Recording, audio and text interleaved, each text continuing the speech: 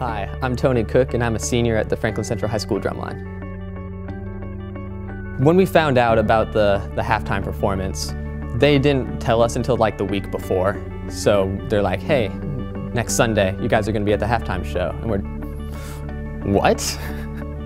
That was basically our reaction. First, I was very surprised when we found out we were playing in the Super Bowl. Honestly, we were all like, we were confused, like what was going on and was this really what was happening? My parents was like, nah, you just messing, like, no, serious. Came with a whole big stack of papers and it was like, whoa. So it was legit.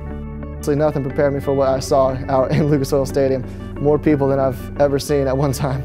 So it was certainly a big experience. I got the phone call from a production team in California, and they were wondering if we'd be interested in putting together a drumline for the halftime, and I said absolutely. And then they said it'll be 100 members, and then all of a sudden, you know, I kind of thought, well, this is going to be a little bit harder than I initially thought, but luckily Indiana is a hotbed for percussion talent, so, and I'm pretty good friends with Jeff Huffman at Franklin Central, Chad Kohler at Fishers, and Jay Webb and Jeff Queen at Avon, so I figured what an opportunity it'd be for the state just to get 4 groups in there and represent us very well.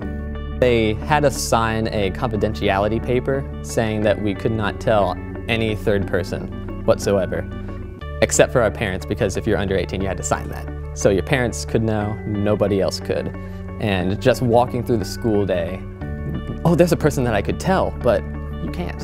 It was just kind of one of those things where we couldn't tell anybody and we're like, well, we kind of have to leave. And they were just like, why? And we're like, well, yeah, we can't tell exactly. Knowing that, you know, that they had to knock it out of the park. That's what we talked about. It's like she didn't hire high school kids. She hired professionals, and it was their job to be professionals. And that we used that a lot in the rehearsals leading up to it. And they did. You know, they transformed into that group that she was looking for. 100 drummers who could, you know, play at a world-class level.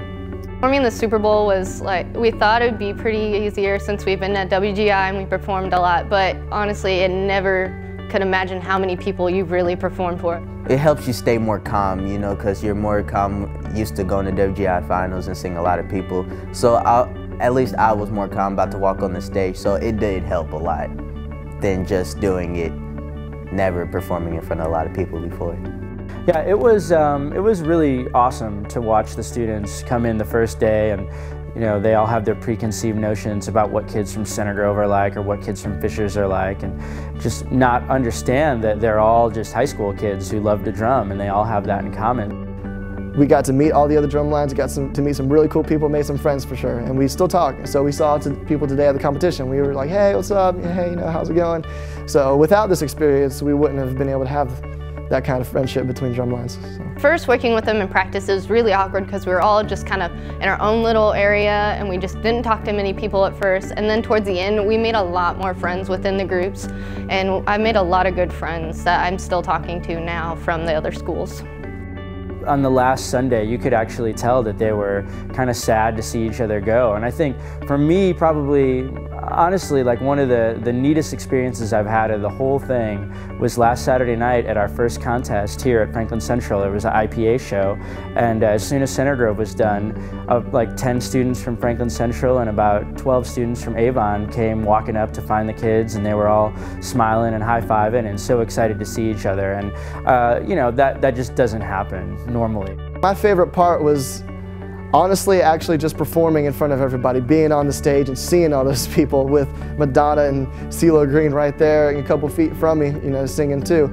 And just looking up and seeing the crowd, and how they were reacting with the lights and the fog and everything. That was a life-changing experience. My favorite part was probably seeing once we were done, we had to sprint out of the stadium, and when you looked back, all the lights were off except for the lights the people in the stands had, and it was just one of the best feelings ever, like afterwards and when we were running out.